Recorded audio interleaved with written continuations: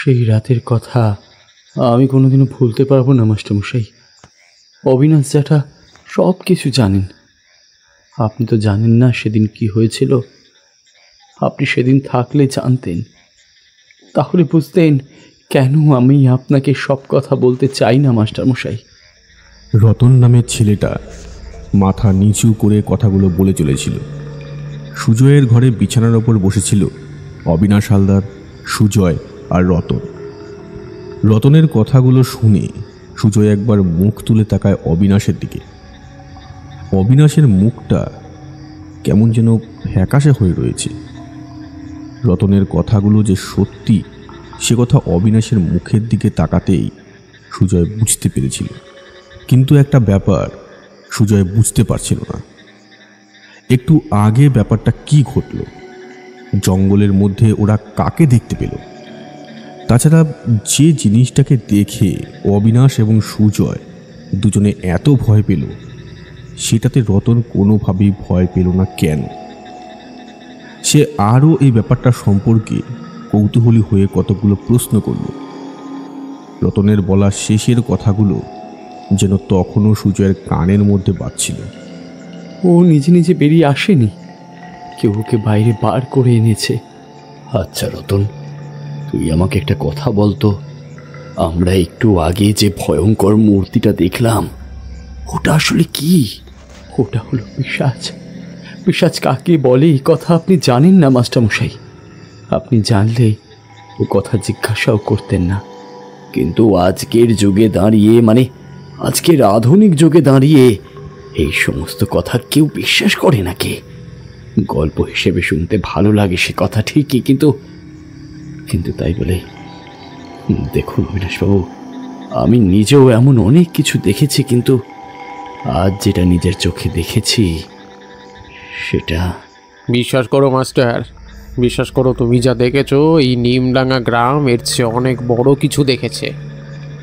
বেশ কয়েক বছর আগে নিমডাঙ্গা গ্রামে এমন এক অবস্থা হয়েছিল না, তখন রাতের অন্ধকারে ঘর থেকে বাইরে বেরোনো মুশকিল হয়ে যেত।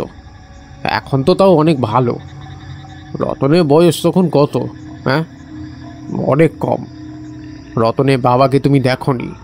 রতনের বাবাকে দেখলে... অবাক হয়ে সুজয় শুনছিল।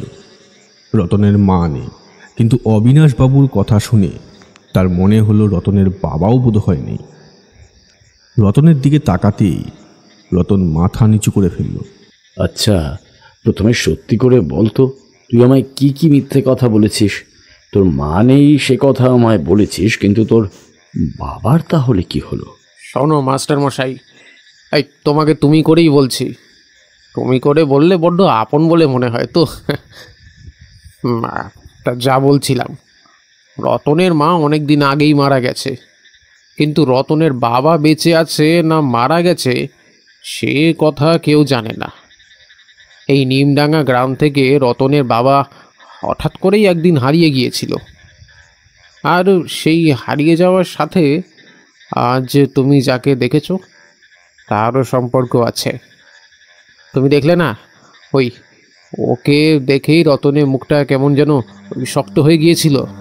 কথাটা মনে পড়ে গেল সুজয়ের। ঘোরের মধ্যে চলতে থাকা ভাবনাটা যেন আরও বেড়ে উঠল। কথাটা মিথ্যে বলেনি অবিনাশ। ওই মূর্তিটাকে দেখে রতনের চোয়াল কেমন যেন শক্ত হয়ে গেছিল এক মুহূর্তের জন্য। ঘরের ভেতরে হ্যারিকেনটা ধক ধক করে জ্বলছে। ঘরের দরজা জানলা সব কিছু বন্ধ। বাইরে একটা ঠান্ডা ভাব থাকলেও ঘরের ভেতরটা কেমন যেন গুমোট হয়ে গেছে।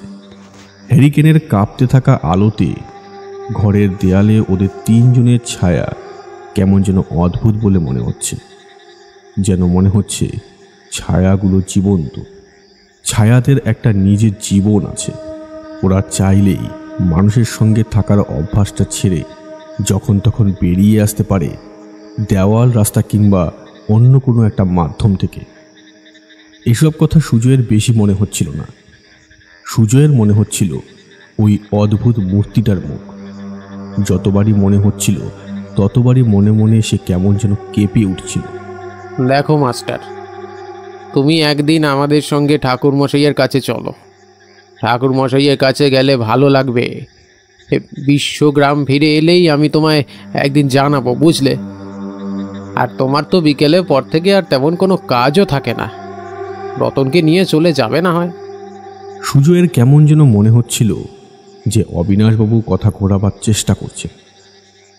তার একটা হাত রতনের কাঁধের ওপর রেখে অনেকক্ষণ ধরে মাথা নিচু করে বসে আছে, মুখে কোনো কথা বলছে না। অথচ ঘরে ঢোকার আগে পর্যন্ত রতনকেই যেন মনে হচ্ছিল যে রতন ওদের পথ দেখিয়ে নিয়ে আসছে। এমনকি রাস্তা থেকে মাঠ পেরিয়ে এই স্কুল বাড়ির পেছনের ঘরটার কাছ পর্যন্ত রতন আগে আগে এসেছে। চারপাশে যত অন্ধকার নামছিল তত যেন ওদের ভয়টা বাড়ছিল। অবিনাশবাবু বারবার পেছনের দিকে তাকাচ্ছিল, বিশেষ করে জঙ্গলের দিকে। অবিনাশবাবু, আমার কেন জানি না বারবার মনে হচ্ছে আপনারা আমার থেকে কিছু একটা লুকিয়ে যাচ্ছেন। জঙ্গলে আসলে কি আছে বলুন তো? গোবিন্দবাবু বলেছিলেন ওই জঙ্গলে কিছু একটা ব্যাপার আছে। আপনাদের কথা শুনে মনে হচ্ছে যে জঙ্গলে কিছু আছে, কিন্তু রতন আমায় কোনো কিছু খুলে ভালোভাবে বলে না। তবে রতন বাচ্চা ছেলে, তাকেই সব বিষয়ে জোর করা যায় না। কিন্তু আপনি তো বলতে পারেন অবিনাশবাবু। রতন তখনও মাথা নিচু করে আছে। দেয়ালের একপাশে হেলান দিয়ে ছেলেটা দুই হাঁটুর মধ্যে কখন যেন মাথাটা গুজে ফেলেছে। তাকে আর কেউ কিছু বলছে না। অবিনাশও যেন রতনকে কাঁধে হাত দিয়ে একটা অদ্ভুত অদৃশ্য সান্ত্বনা দেওয়ার চেষ্টা করতে থাকে। সুজয় বুঝতে পারে না সেই সান্ত্বনার আসল উদ্দেশ্য কি। দেখো মাস্টার, তুমি নিমডাঙ্গার ব্যাপারে কতটা জানো সেই কথা আমি জানি না।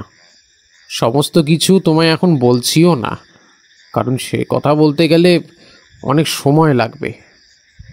এই নিমডাঙ্গার ইতিহাস এত বড় যে একদিন কেন বেশ কয়েকদিনে বলেও শেষ করতে পারবো না। তাই তুমি যখন আবার ঠাকুরমশাইয়ের কাছে আসবে তখন না হয় তার মুখেই সব শুনতে পাবে, কেমন? আমার চেয়ে ঠাকুরমশাই এসব ব্যাপারে আরও বেশি জানে। তবে জঙ্গলের ব্যাপারে তুমি বললে না, হ্যাঁ, খবরদার ভুল করেও রাতের অন্ধকারে কখনোই জঙ্গলের ভেতরে কিন্তু ঢুকবে না। এই নিমডাঙ্গায় গোবিন্দ হালদার হলো সবচেয়ে ভয়ানক মানুষ। ওর থেকে যত দূরে থাকা যায় ততই ভালো।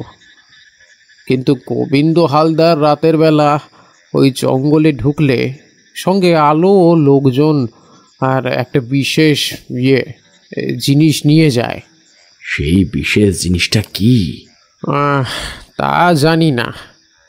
তোমার এই দরজা খুলেই যে এই সোজা পথটা দেখা যায়, হ্যাঁ, ওই পথটা গিয়ে ঢুকেছে জঙ্গলের মধ্যে ওই কাছাকাছি পর্যন্ত।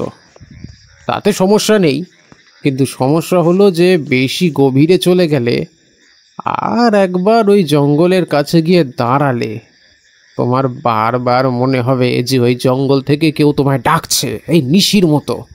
সুজয় বুঝতে পারছিল অবিনাশবাবুর সমস্ত কথাগুলো রতন শুনতে পাচ্ছে, কিন্তু ছেলেটা কোনো একটা কারণে চুপ করে গেছে। রতনকে এত চুপচাপ এর আগে সুজয় কখনো দেখেনি। তাই অবাক হচ্ছিল, কারণ একটু আগে যে ছেলেটা এমন একটা রূপ ধারণ করেছিল তার এমন চুপ করে যাওয়াটা চট করে মেনে নেওয়া যায় না। তাছাড়া এই কদিনে রতনকে বেশ ভালোই চিনতে পেরেছে সুজয়। বিপদের সময় রতন তার সামনে ঢাল হয়ে দাঁড়ানোর জন্য প্রস্তুত থাকে। অবিনাশবাবু আবার বলে চলল, ঘটনাটা আজ থেকে অনেক বছর আগেকার, বুঝলে? কত বছর আগের তা আমার ঠিক মনে পড়ে না। প্রথমে কি হয়েছিল আমি নিজেও বিষয়টা ঠিক জানি না, ওটা ঠাকুরমশাই ভালো বলতে পারবেন। একদিন ওই জঙ্গলের বাইরের দিকে যে ছোট ফাঁকা জায়গাটা আছে সেখানে দেখবে পাশাপাশি 3টে তাল গাছ আছে। এই 3টে তাল গাছের মধ্যে একটা তাল গাছের তলায় পাওয়া গেল একটা মাথা কাটা লাশ। কথাটা এমনভাবে অবিনাশবাবু বলল যে সুজয়ের মনে হলো তার গোটা শরীর একবার শিরশির করে উঠল। মাথা কাটা লাশ এমনিতেই খুব একটা দর্শনীয় জিনিস নয়, তার উপর এমন একটা অদ্ভুত দৃশ্য দেখার পর মাথা কাটা লাশের কথা শুনে সুজয় আরও উদ্গ্রীব হয়ে পড়ল। কিন্তু সমস্যা হলো, এই লাশটা যে কার সেটা তো চেনা যাচ্ছিল না। নিমডাঙ্গা গ্রামে খোঁজ নেওয়া হলো, কিন্তু নিমডাঙ্গা গ্রাম থেকে কেউ নিরুদ্দেশ হয়নি। এমনকি আশেপাশের গ্রামেও তৎক্ষণাৎ খোঁজ খবর চলল। পুলিশের ঝামেলা হতে পারে, পুলিশ এসে পড়লে তখন তো সমস্যাটা অন্য জায়গায় গিয়ে দাঁড়াবে। তার আগেই গ্রামের লোকেরা নিজেদের মধ্যে খোঁজ খবর করতে লাগলো। কিন্তু যখন দেখা গেল যে লাশটা কারোরই গ্রামের লোক নয়, তখন কিন্তু ব্যাপারটা অন্য দিকে গড়াতে লাগলো। নিশ্চয়ই অন্য কোনো গ্রাম বা অন্য কোনো গ্রামের কেউ দূর থেকে কাউকে নিয়ে এসে ওইখানেই মেরেছে। এই সমস্ত ব্যাপারে চট করে চোখ চলে যায় গোবিন্দ হালদারের দিকে। এমন কোনো অপরাধ নেই যেটা ওই গোবিন্দ হালদার করেনি, কিন্তু সেই গোবিন্দ হালদার তখন গ্রামে নেই। কলকাতায় মাসখানেক ধরে কি একটা ব্যবসা নিয়ে বসে আছে। সেই গোবিন্দ হালদার না থাকলে তার লোকেরা এদিকে খুন তো দূরের কথা, ট্যাঁফু করার পর্যন্ত সাহস পায় না। আসলে গোবিন্দ থাকলে ওরা মনে মনে সাহস পায়, কিন্তু গোবিন্দ না থাকলে ওরা তেমন কিছু একটা করতে পারে না। গোবিন্দ বেশ কিছু লোকজন নিয়ে শহরে গিয়েছিল, তাই বুঝতেই পারছো যে এটা তাদের কাজ হতে পারে না। তাছাড়া গোবিন্দ যতই পাপকর্ম করুক না কেন, এমনভাবে খুন করে তারপর লাশটাকে চোখের সামনে রেখে দেওয়ার মতো বোকামি সে কখনো করবে না। কারণ গোবিন্দ বেশ বুদ্ধিমান একটা লোক। অগত্যা পুলিশে খবর দেওয়া হয়েছিল, কিন্তু থানা তো বেশ দূরে, পুলিশের আসতে সময়ও তো লাগবে। তাই গ্রামের কিছু লোক ওই মৃতদেহটাকে পাহারা দিচ্ছিল। সেদিন সকাল থেকে আকাশ কালো হয়ে রয়েছিল মেঘে। এমন সময় ঝমঝম করে বৃষ্টি শুরু হলো। বৃষ্টিতে ভিজতে ভিজতে তো আর কেউ ওই মাথা কাটা মৃতদেহ পাহারা দেবে না, তাই যে যার মতন চলে গেল। তখন এই ঘরটা তৈরি হয়নি। স্কুল বাড়িটা তখন ছিল, কিন্তু সেখানে স্কুল শুরু হয়নি। বলা যায় ওই রাস্তা থেকে একটা মাঠের দিকে ওই লোকজন হাঁটাচলা কম করত। জঙ্গলের ওই দিক দিয়ে গরু ছাগল নিয়ে অনেকে জঙ্গলের সামনের দিকে ঢুকতো, কিন্তু এই দিকে লোকজন খুব একটা আসতো না। বৃষ্টি জল দেখে সবাই যে যার মতো চলে গেল, কিন্তু আমাদের গ্রামের একজন এখানেই তখন রয়ে গেল। বৃষ্টির জন্য থানায় লোকেদের আসতে দেরি হয়েছিল। তখন তো এদিকটা এতটা উন্নত হয়নি, তখন গ্রামের এখানে ওখানে মাটির রাস্তা। বৃষ্টি নামতেই পুলিশের লোকেরা একজন কনস্টেবল পাঠিয়ে দিয়ে মৃতদেহ পাহারা দেওয়ার জন্য বলল, বাকি লোকেরা মৃতদেহ তোলার জন্য। বৃষ্টি কমলে তারপরে আসবে তারা। সে কি মুষলধারে বৃষ্টি, কি বলবো তোমায়। এমন বৃষ্টি নিমডাঙ্গায় গ্রামের লোক খুব কমই দেখেছে। সবচেয়ে আশ্চর্যের ব্যাপারটা কি ছিল জানো? পরে শুনেছিলাম সেই মুষলধারে বৃষ্টি নাকি শুধু নিমডাঙ্গা গ্রামে এবং তার সামান্য আশেপাশেই হয়েছিল, বাইরে কিন্তু তেমন হয়নি। যাকে কনস্টেবল এসে পৌঁছালো। আমাদের গ্রামের গণেশের সঙ্গে কনস্টেবল এই জঙ্গলের কাছেই পাহারায় রইল। কিন্তু ধীরে ধীরে রাত বাড়তে শুরু করলো। তখন কনস্টেবল কিংবা গণেশ কেউ সেখানে থাকতে রাজি হয় না। এদিকে পুলিশের ব্যাপার, কনস্টেবলকে বারবার বলা হয়েছে গ্রামের দু একজন লোককে নিয়ে মৃতদেহ পাহারায় থাকতে, কিন্তু গণেশ এবং কনস্টেবল সেখানে থাকলো না। তারা ওই স্কুল বাড়িটার এখানে এসে আশ্রয় নিল। দূর থেকে রাতের বেলা মাঝে মাঝে টর্চের আলো ফেলে মৃতদেহটা দেখে চলে যেতে লাগলো। মৃতদেহটা গাছের তলা থেকে তুলে যদি স্কুল বাড়িতে নিয়ে আসা হতো তাহলে তো আর সমস্যাই থাকতো না। হ্যাঁ, ও কথাটা পুলিশের অনেকেই ভেবেছিল, কিন্তু পুলিশের ভয়ে কেউ হাত দেয়নি। মৃতদেহে যত হাত দিলে পুলিশের বিস্তর ঝামেলা হয়।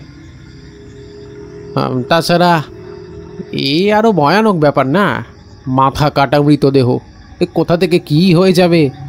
তাই যারা যারা মৃতদেহটা তুলে আনতে চেয়েছিল তাদেরকে আগেই চুপ করিয়ে দেওয়া হয়েছিল। গণেশ আর কনস্টেবল স্কুল বাড়ির সামনের দিকে একটা ঘরের কাছে বসেছিল।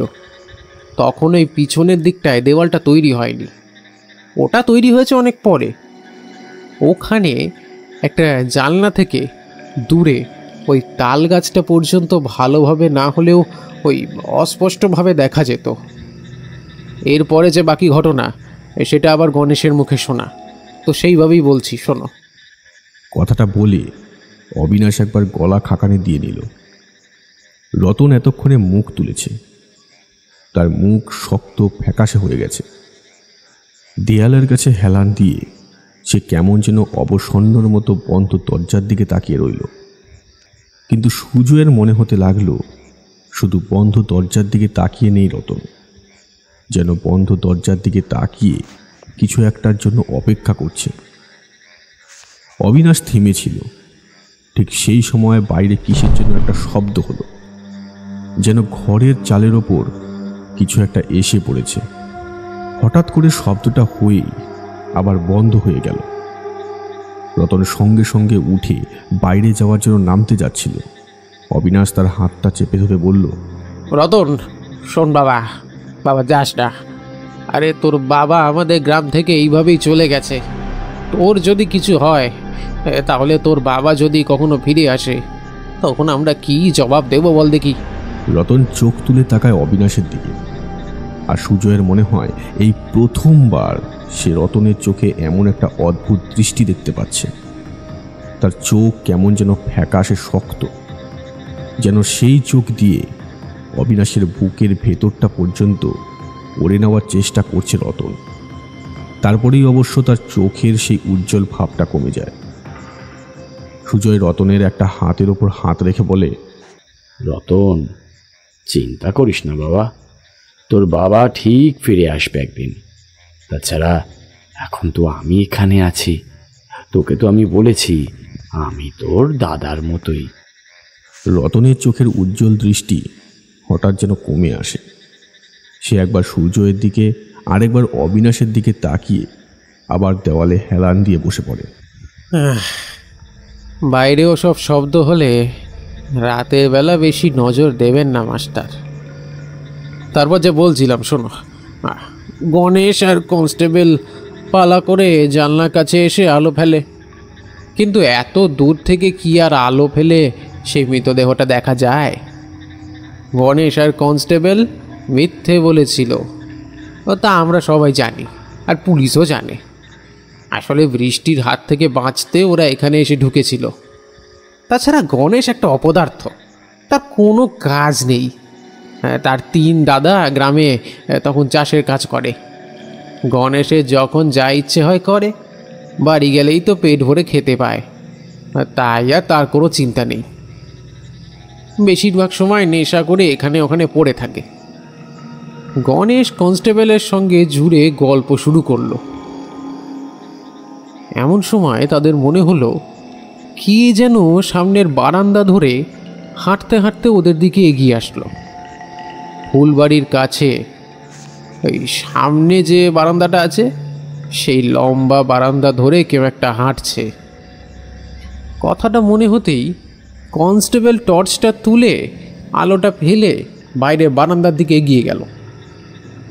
আর সঙ্গে সঙ্গে যেটা দেখতে পায়, তাতে কনস্টেবলের গোটা শরীরটা যেন পাথরের মতো হয়ে যায়। কনস্টেবল দেখে যে একটা শরীর হাঁটতে হাঁটতে বারান্দা ধরে একবার এপাশ আরেকবার ওপাশ চলে যাচ্ছে। তার গোটা শরীরে কাদা মাখা, শরীরটা উলঙ্গ, তার পরনে পোশাক আছে কি নেই কাদার জন্য বোঝা যাচ্ছে না। তবে তবে তার মাথাটা নেই। ঘাড়ের কাছ থেকে গল গল করে রক্ত বেরিয়ে পড়ে কাদার ওপর দিয়ে মাখামাখি করছে। দৃশ্যটা দেখে কনস্টেবল ভয় পেয়ে গণেশকে গিয়ে সব কথা জানায়। গণেশ আর কনস্টেবল দুজনে মিলে সাহস করে যখন বারান্দার কাছে যায়, তখন কিন্তু সেখানে আর কেউ নেই। সেই পা ঘষ্টে হাঁটার শব্দটা অনেকক্ষণ হচ্ছিল। গণেশ খুব একটা ভীতু কিন্তু ছিল না, বলা যায় সাহসী, এই বলে একটু নাম ছিল তার। সেই বৃষ্টির মধ্যে ভিজতে ভিজতে গণেশ জোর করে কনস্টেবলকে নিয়ে সেই তাল গাছটার কাছে যায়। আর সেখানে গিয়ে তারা যা দেখতে পায় তাতে গণেশের মতো এই সাহসী লোকও ভয়ে সেদিন ওই তাল গাছটার তলায় দাঁড়িয়ে তার ধুতিতে পেচ্ছাপ করে দিয়েছিল। ঘরের ভেতরটা এই সমস্ত কথায় যেন কেমন হয়ে গিয়েছিল। এই কথাগুলো বলতে বলতে মনে হয় ঘরের ভেতর সেই গরম গুমোট ভাবটা আবার বাড়তে শুরু করেছে। শুধু গল্পের জন্য নয়, বাইরে থেকে আসা আরও একটা কি যেন ঘরের ভেতরে একটু একটু করে প্রবেশ করছে। রতনের দৃষ্টি একবার দরজা আর একবার জানলার দিকে যাচ্ছে।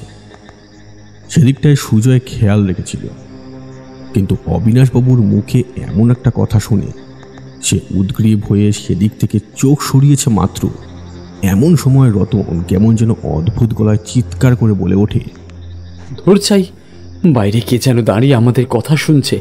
দরজার বাইরে কেউ আছে? কই কই শাবলটা কোথায়? কথাটা বলেই রতন লাফিয়ে বিছানা থেকে নামল।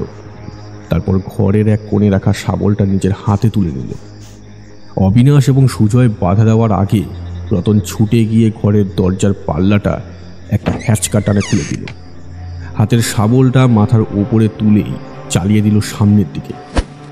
আরেকটু হলেই দুর্ঘটনাটা ঘটে যাচ্ছিল, কিন্তু সেটা আর ঘটল না। তার আগেই পেছন থেকে গিয়ে সুজয় রতনকে জাপটে ধরল। কারণ রতন শূন্যে শাবল চালিয়েছিল, তাই ধাক্কাটা সামলাতে না পেরে শাবলটা হাতে নিয়ে সে ছিটকে পড়েছিল। আরেকটু হলে বাইরের দিকে পড়ে যাচ্ছিল। রতনের মুখে তখন একটা অদ্ভুত রাগ। তাকে পেছন থেকে জড়িয়ে ধরে কোনো রকমে তাকে সামলাতে সামলাতে সুজয় ভেবেছিল বাইরে কেউ নেই।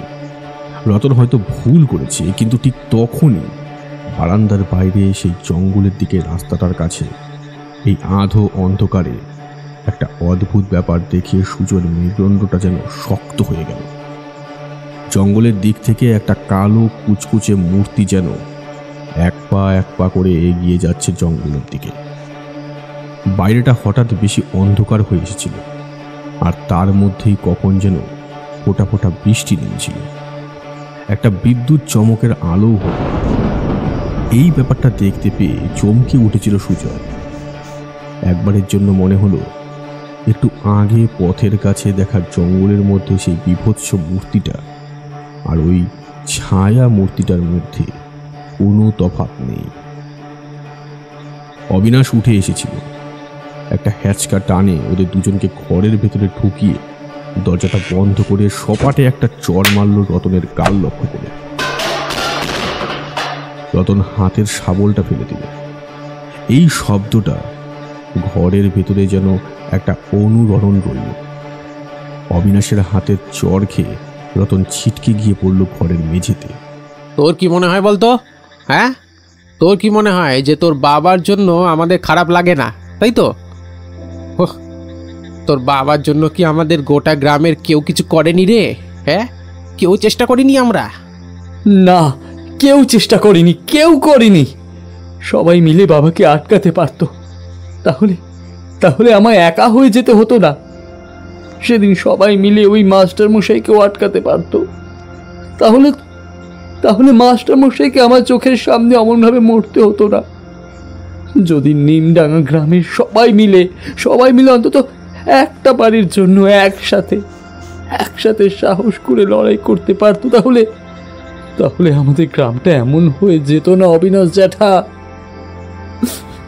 মুহূর্তের মধ্যে ঘরের সমস্ত কিছু কেমন যেন বদলে গেল।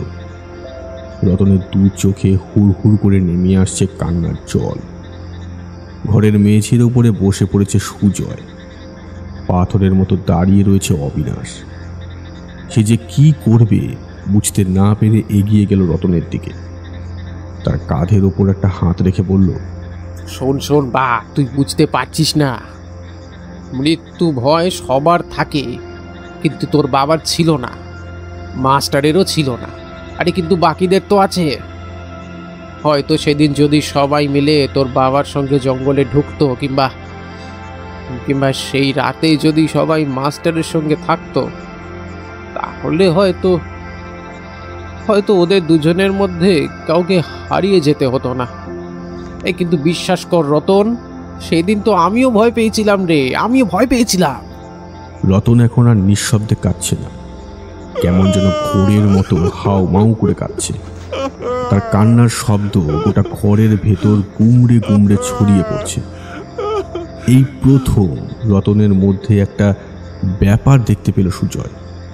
এর আগে এমনটা দেখা যায়নি। রতনের বুকের ভেতর জমা এতগুলো কষ্ট যে তারই ঘরের দেওয়ালের ওপর আছড়ে পড়ে চোখের জলে পরিণত হবে, সেটা সুজয় বুঝতে পারেনি। তবে সে বেশিক্ষণ রতনকে এভাবে কাঁদতে দিতে পারে না। এগিয়ে গিয়ে পেছন থেকেই চাপটে ধরে রতনকে। রতনও যেন একটা ভরসা পায়।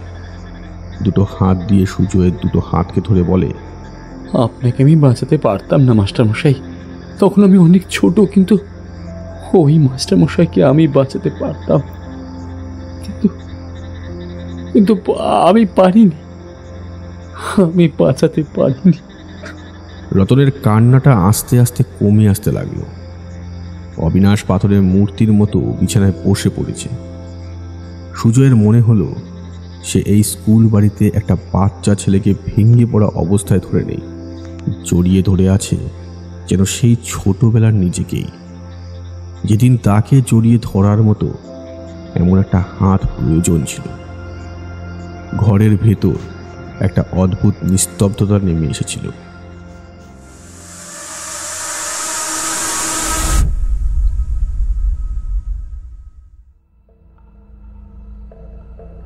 বিশুর কথার উত্তরে লোকটা বলল, দেখ বিশু, তুই যে কথা বলছিস সেটা কিন্তু খুব একটা সহজ হবে না। আমি জানি এই কাজটা সহজ হবে না, কিন্তু কাজটা করতেই হবে। যদি এটা না হয় তাহলে কিন্তু শুধু আমাদের গ্রাম নয়, তোমাদের গ্রামেও একটা বড় সমস্যা হতে চলেছে। আর একবার যদি সেটা হয় তখন কিন্তু তোমরা কিংবা আমরা কেউই কিচ্ছু করতে পারবো না। দেখ বিশু, সত্যি বলতে আমি বুঝতে পারছি, কিন্তু এই মুহূর্তে আমাদের গ্রামের অবস্থা খুব একটা ভালো নয়। তাছাড়া জানিস তো, এবছর চাষবাস কিংবা কোনো কিছুই ভালোভাবে হয়নি। গ্রামে তো আর এখন মোড়ল বলে তেমন কিছু নেই।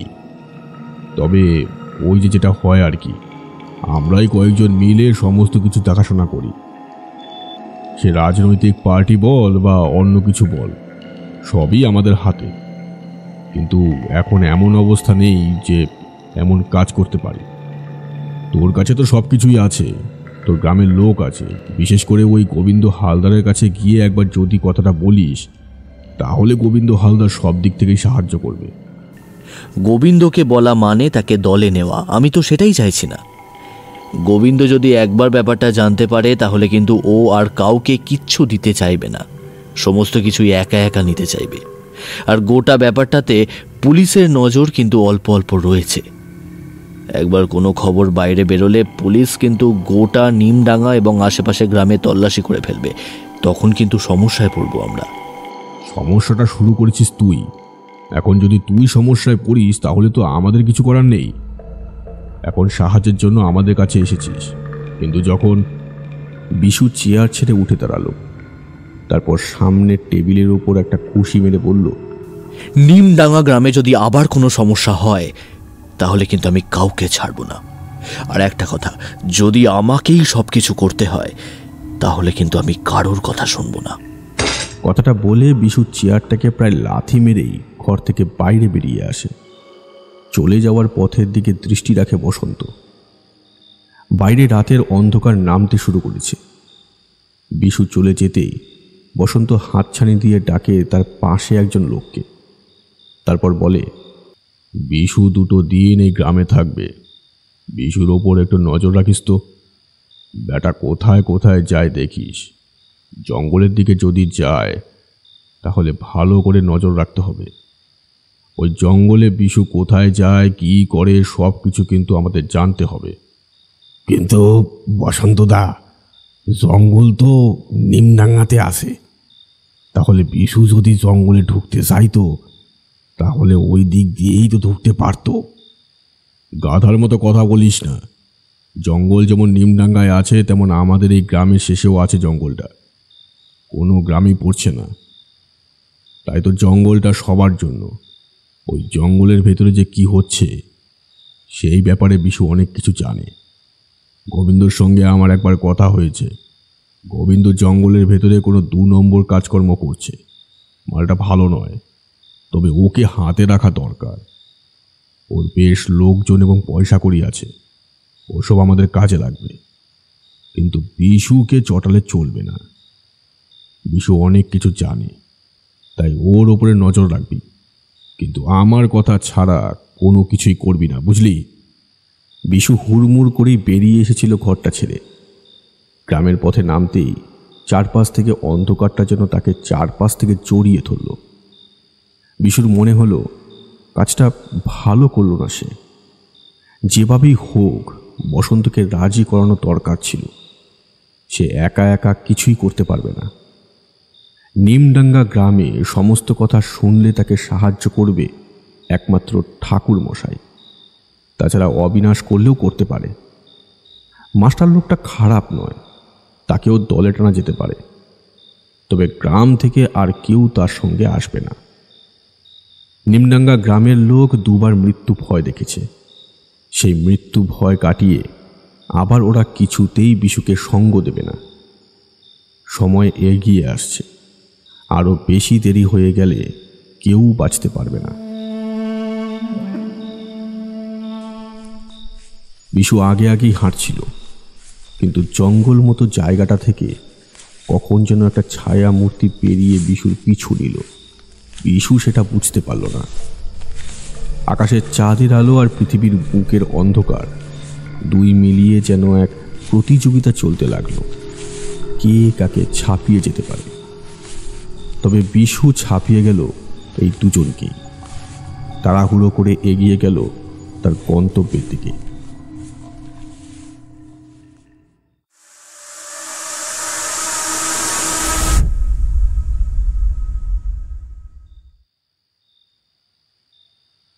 নিমডাঙ্গা গ্রাম ও সুজয়ের ঘরে যখন আবার সবকিছু স্বাভাবিক হয়ে গেছে, তখন রতন দেওয়ালের কাছে বসেছে। সুজয়ের বাকি গল্পটা শোনার ইচ্ছে ছিল, কিন্তু এই কথাটা এই মুহূর্তে তো আর বলা যায় না। অবিনাশ সেটা বুঝতে পারল, তাই বলল, রতনের সঙ্গে গোটা নিমডাঙ্গা গ্রাম অন্যায় করেছে, এমনকি আরও একজনের সঙ্গে করেছে। তবে সেসব কথা তোমায় পরে বলবো মাস্টার। যেটা আজ বলতে শুরু করেছি সেটা শেষ করে বেরিয়ে পড়ি, আমাদের তো ফিরতে হবে। সুজয় মাথা নাড়াতেই অবিনাশ আবার বলতে শুরু করল, গণেশ সে রাতে প্রচণ্ড ভয় পেয়েছিল।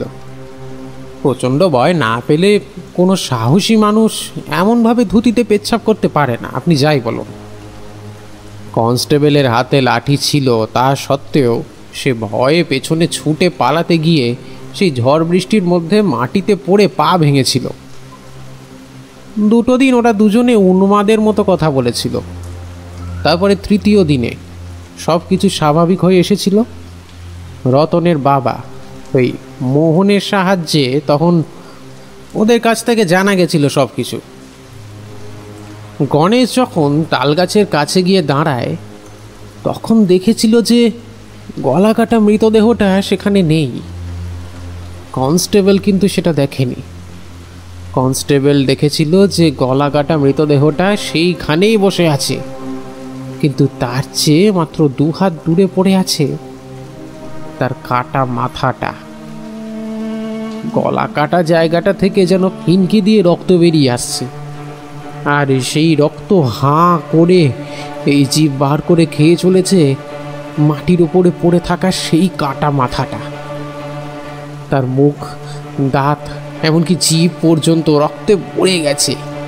আর সেই কাটা মাথার মুখের জিভটা প্রায় 1 হাতের চেয়ে বড় লম্বা। দৃশ্যটা দেখতে পেয়েছিল কনস্টেবল, কিন্তু গণেশ দেখেছিল গাছের তলায় কিচ্ছু নেই। কনস্টেবল ভয়ে পেয়ে পেছনের দিকে ছুটে আসতে গিয়ে মাটির ওপরে পড়ে পাটা ভাঙে।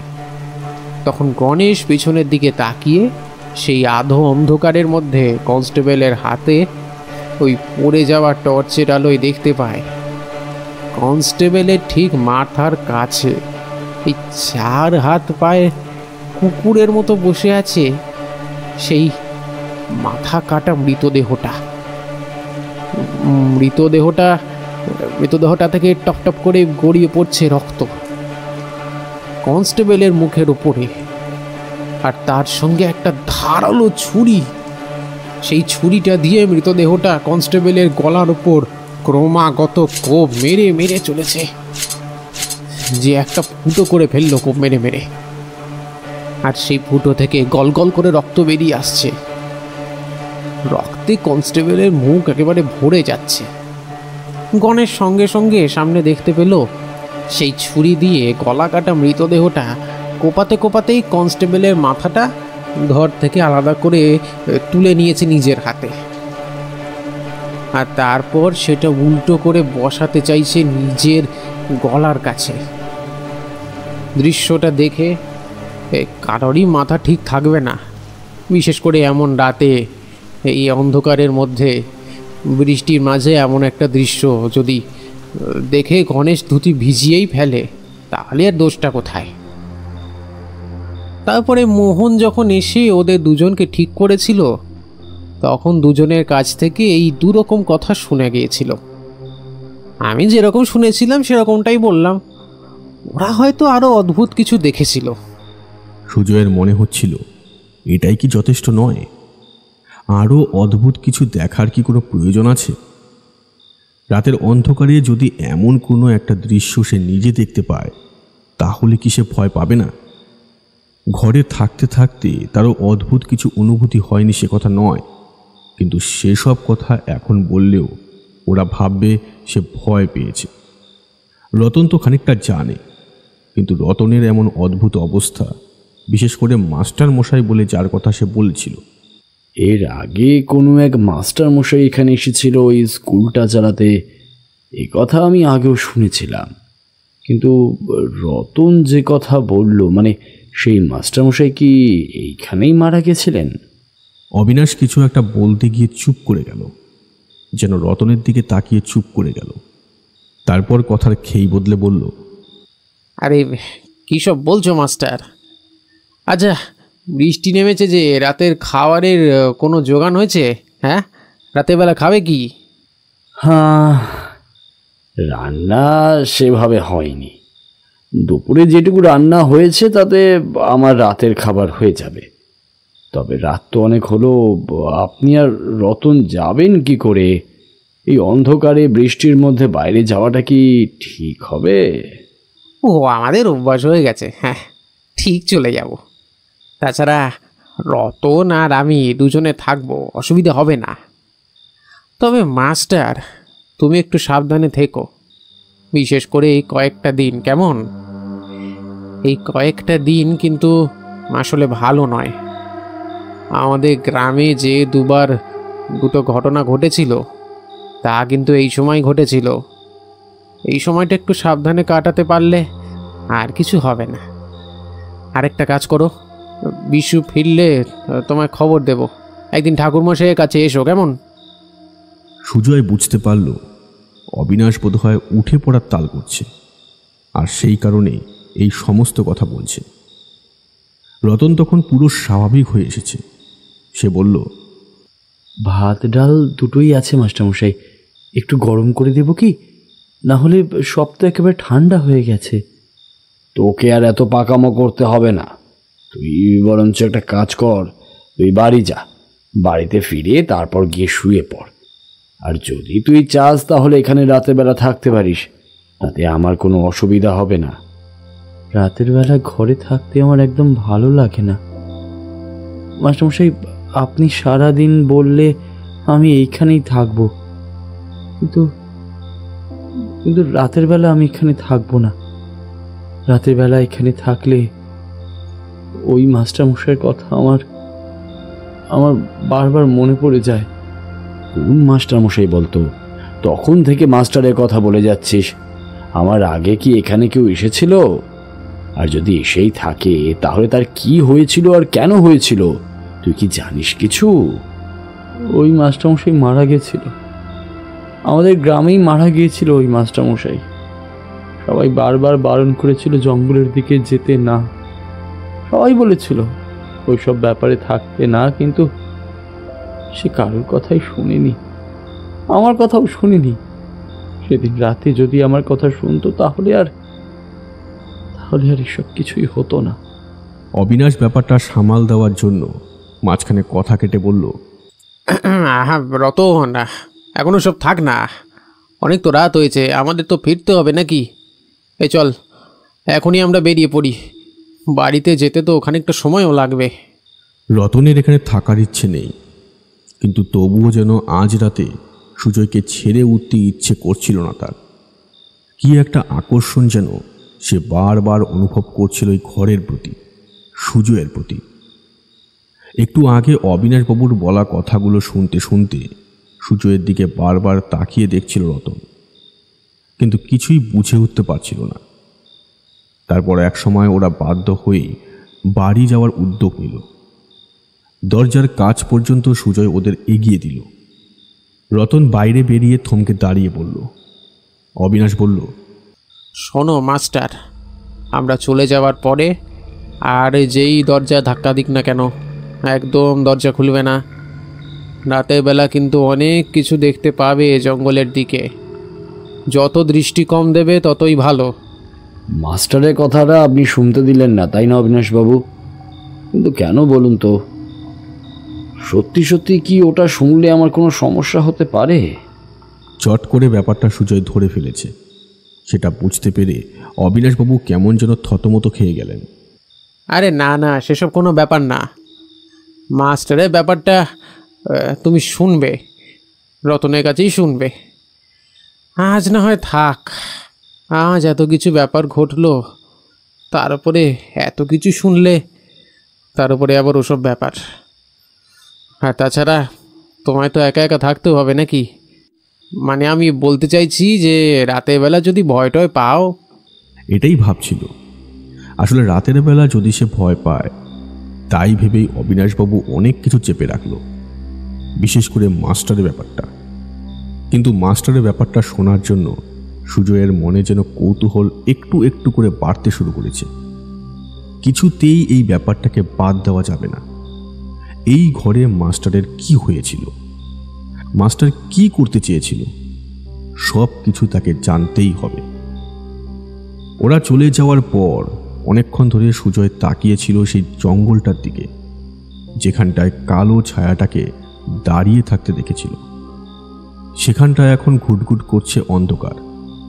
ঝিরিঝিরি যে বৃষ্টিটা নেমেছিল সেটাও কখন যেন থেমে গেছে, আর ঠান্ডা হাওয়া বাইরে থেকে ঘরের দরজা দিয়ে যেন ভেতরের গরমটাকে একে একে পরিষ্কার করে বাইরে বার করে দেওয়ার চেষ্টা করছে। ঠান্ডা বাতাস ঘরের প্রত্যেকটা ইঞ্চি দখল করে নিচ্ছিল একটু একটু করে। সুজয় অনেকক্ষণ দাঁড়িয়েছিল, কিন্তু কিছুই দেখতে পেল না।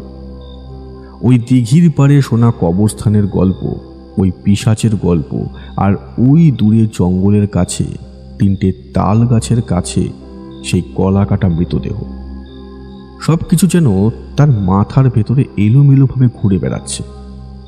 রতন অনেক কিছু জানে, এমন কিছু জানে যেগুলো অবিনাশ কিংবা এই গ্রামের আর কেউ জানে না। রতনের মুখের দিকে তাকিয়ে বারবার সুজয়ের এমন একটা ব্যাপারে মনে হয়েছে। রতনকে সব কিছু জিজ্ঞাসা করতেই হবে, তাকে জানতেই হবে এই নিমডাঙ্গা গ্রামে আসলে 2বার যে মৃত্যু ভয় নেমে এসেছিল সেটা আসলে কি। রতন সেই পিশাচকে চিনতে পেরেছিল, কিন্তু কি করে? যাকে দেখে অবিনাশবাবুর মতো লোক পর্যন্ত ভয় পেয়েছে, তাকে রতন চিনল কেমন করে? তাহলে কি ওই তাল গাছের কাছে পাওয়া গলা কাটা মৃতদেহটার সঙ্গে পিশাচটার কোনো সম্পর্ক আছে? কিন্তু অবিনাশবাবু পিশাচের গল্প বলতে শুরু করে গলা কাটা মৃতদেহের গল্প বললেন কেন?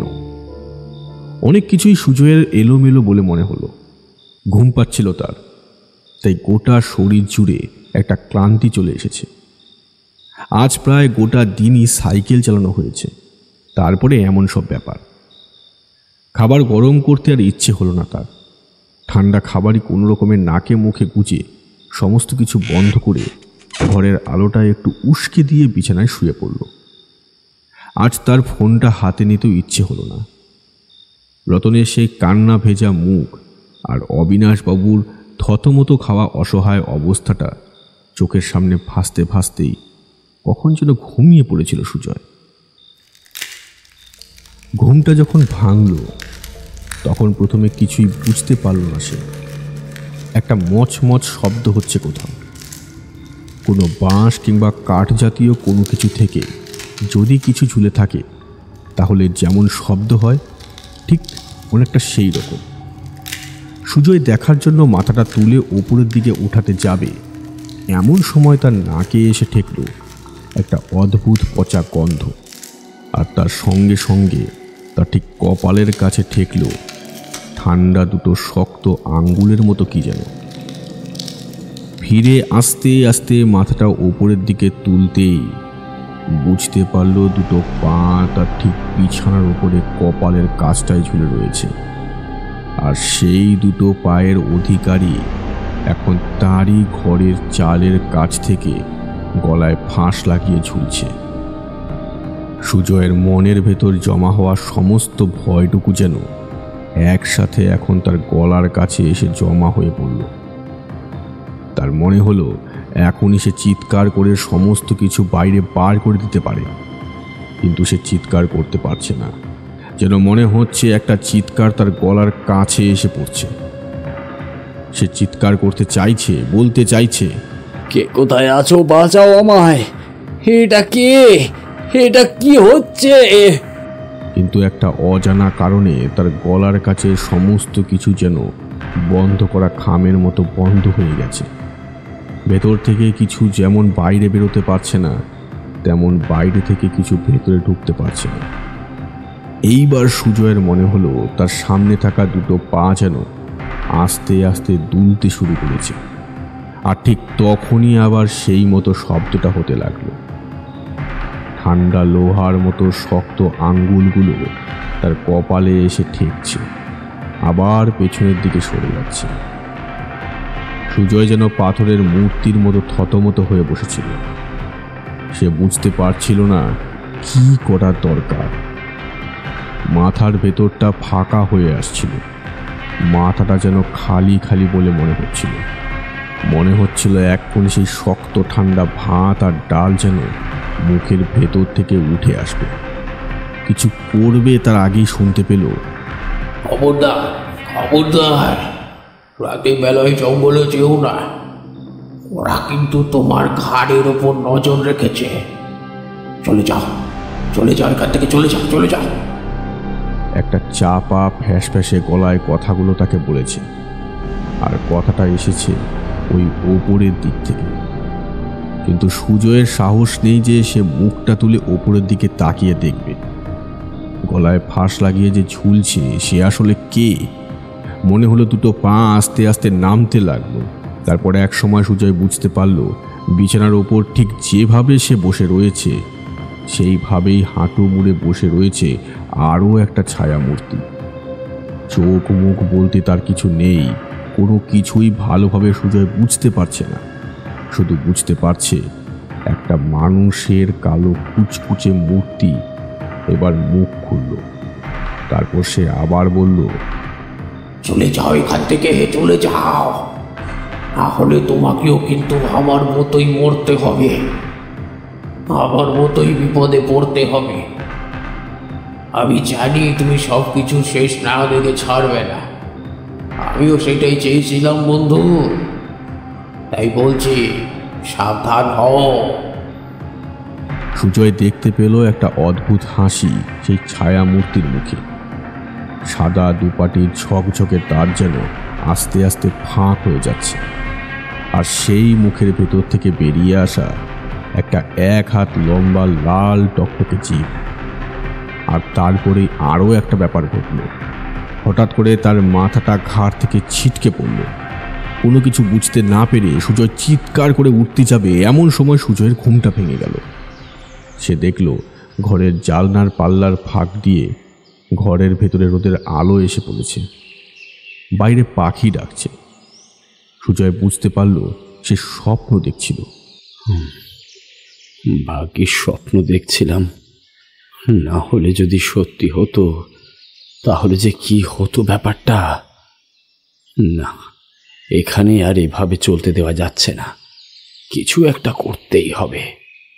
সুজয় বিছানা থেকে নামতে যাচ্ছিল। বাইরে গিয়ে একবার রোদের আলোয় দাঁড়ালে হয়তো সব কিছু ঠিক হয়ে যাবে।